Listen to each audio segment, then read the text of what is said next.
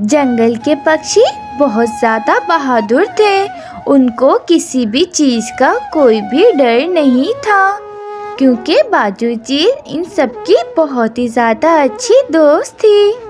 बाजू चील, मेरी तो यही आशा है कि हमारी दोस्ती ऐसी ही चलती रहे और इसको किसी की बुरी नज़र ना लगे।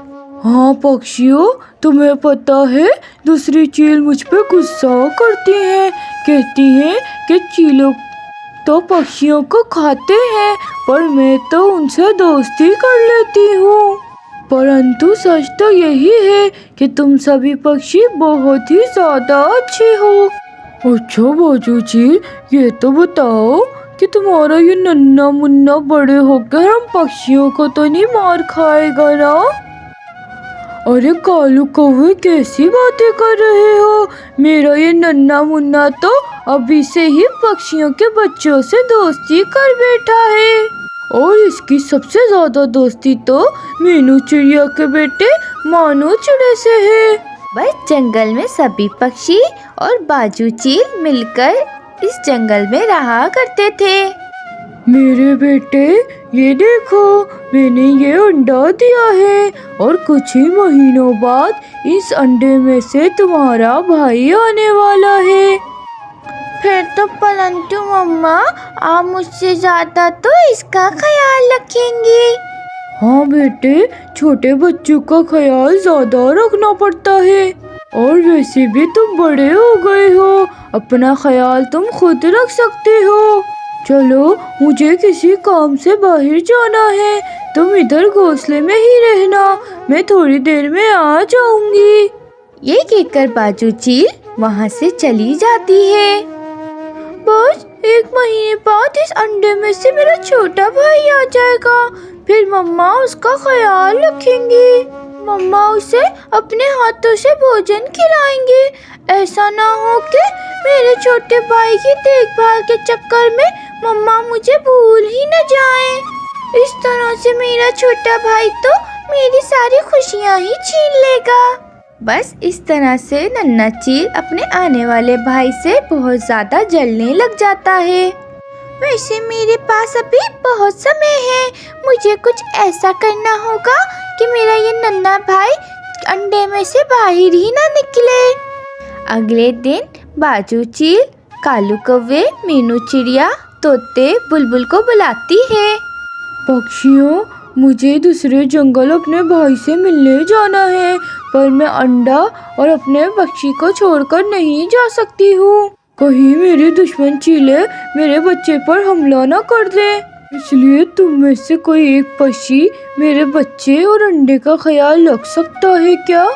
बाजू चील, तुम बिल्कुल भी चिंता मत करो, मैं रुक जाती हूँ तुम्हारे नन्हे बाजू चील के लिए और अंडे के लिए। अरे नहीं नहीं मीनू चिड़िया, हम सभी पक्षी एक साथ काम करते हैं। हम सभी पक्षी मिलकर बाजू चील के बेटे और अंडे का ख्याल रखेंगे। ये बात सुनकर बाजू चील दूसरे जंगल अपने भाई से मिलने चली जाती है। मीनू आंटी, एक बात तो बताएं, जब मेरा छोटा भाई आ जाएगा तो मम्मा सबसे ज्यादा किसका ख्याल रखेंगी? अरे नन्हे मुन्ने बाजू चील, तुम्हारा आने वाला भाई तो बहुत छोटा होगा, इसलिए तुम्हारी मम्मा बाजू चील सबसे ज्यादा छोटे वाले भाई का ख्याल रखेंगी, और तुम तो वैसे भी बड़े हो चुके हो।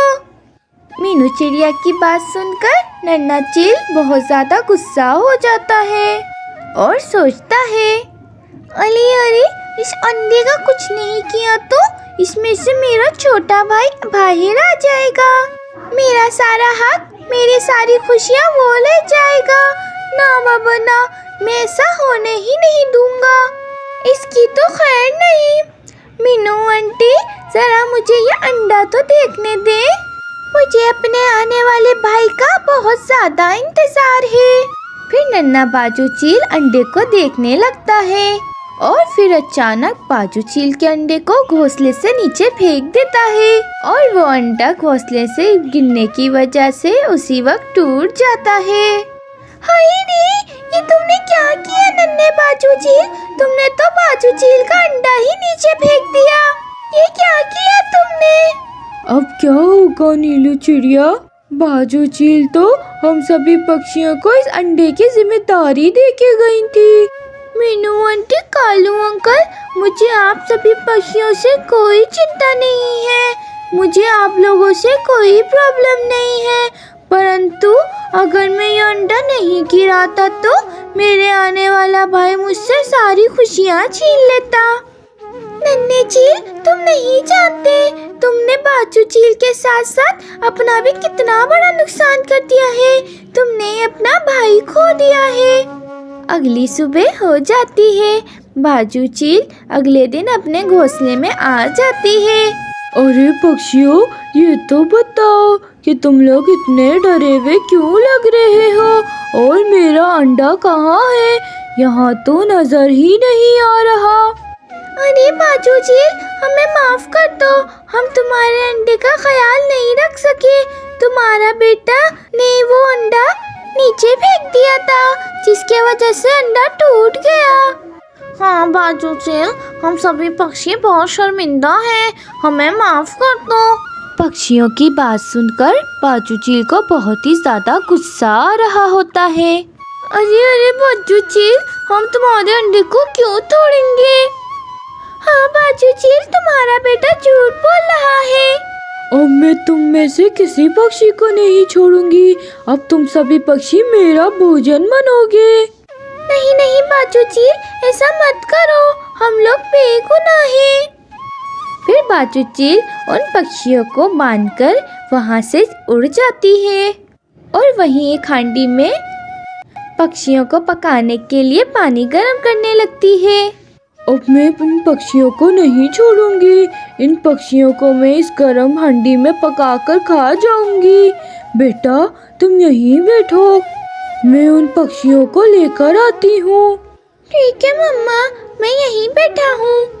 फिर बाजू चील उन पक्षियों के पास चली जाती है। बाजू जी, सिर्फ दोस्ती के खातिर एक बार मेरी बात सुन लो। ठीक है चिड़िया, मैं दोस्ती के खातिर एक बार तुम्हारी बात सुन लूंगी। बोलो मीनू चिड़िया। फिर मीनू चिड़िया बाजू चील को सारी बातें बताने लगती है, परंतु बाजू चील मीनू चिड़िया की बात पर यकीन नहीं कर रही होती है। चिड़िया तुम झूठ बोल रही हो, मेरा बच्चा मेरे अंडे से नहीं जलता था। ठीक है बाजू चील, मेरे पास एक उपाय है जिससे सारा सच पता चल जाएगा। फिर मीनू चिड़िया बाजू चील को अपना उपाय बताने लगती है। फिर बाजू चील उन पक्षियों को लेकर अपने नन्हे चील के पास आ जाती है और अपने बेटे से कहती है, बेटा मुझे बहुत प्यास लग रही है, मैं पानी पी कर आती हूँ। तुम इन पक्षियों पर नजर रखना, कहीं ये पक्षी भाग न जाए। ठीक है मम्मा, आप पानी पीकर आ जाए, मैं इन पक्षियों पर बहुत कड़ी नजर रखूंगा, ये कहीं भी भाग नहीं पाएंगे। फिर वे बाजू चील वहाँ से चली जाती है। मीनू आंटी, कालू कौवे, आप सभी पक्षी मेरे मम्मा का भोजन बनेंगे। नन्हे चील, मैं तुम्हारी इरादे बहुत पहले से जानती थी, इसलिए मैंने बाजू चील के अंडे की जगह अपना अंडा रखा था। बाजू चील का अंडा तो मेरे घोंसले में रखा हुआ है। तुम्हारा भाई तो अभी भी जिंदा है, तुम क्या करोगे? मीनू चिड़िया की बात सुनकर नन्हे चील को बहुत ज्यादा गुस्सा आ जाता है। नहीं, ऐसा नहीं हो सकता, मैं अपने भाई से बहुत ज्यादा नफरत करता हूँ। मैं उस अंडे को भी तोड़कर आ जाऊंगा, जैसे मैंने अपना अंडा पहले तोड़ा है। ये सब बातें पीछे छुपी बाजू चील भी सुन रही होती है। ये सुनकर बाजू चील और भी ज्यादा उदास हो जाती है। मेरे ही बेटे ने मेरा अंडा तोड़ दिया और मैं बेचारे मासूम पक्षियों को मारने जा रही थी। फिर बाजू चील गुस्से में अपने बेटे के पास जाती है। मैंने सब सुन लिया है कि तुमने ही अपने भाई को मारा है। तुम अपने भाई के साथ ऐसा कैसे कर सकते हो? मैं तुम्हें कभी माफ नहीं करूंगी। तुम आज से मेरे साथ घोंसले में नहीं रहोगे। तुम्हें आज से मैं आज़ाद करती हूँ। उसके बाद बाजू चील सभी पक्षियों को भी आज़ाद कर देती है और वे वहाँ से बाजू चील चली जाती है। उसके बाद बाजू चील अपने घोंसले में अकेले रहने लगती है। अब बाजू चील के बेटे को अपनी गलती पर बहुत ज़्यादा पछतावा होता है, परंतु अब वो क्या कर सकता था। इस कहानी से हमें ये सीख मिलती है, अपने पैर पे खुद ही कुल्हाड़ी मारना ये बहुत ही बड़ी बेवकूफ़ी कहलाती है। अगर आप सबको ये कहानी अच्छी लगी तो चैनल को ज़रूर सब्सक्राइब करें।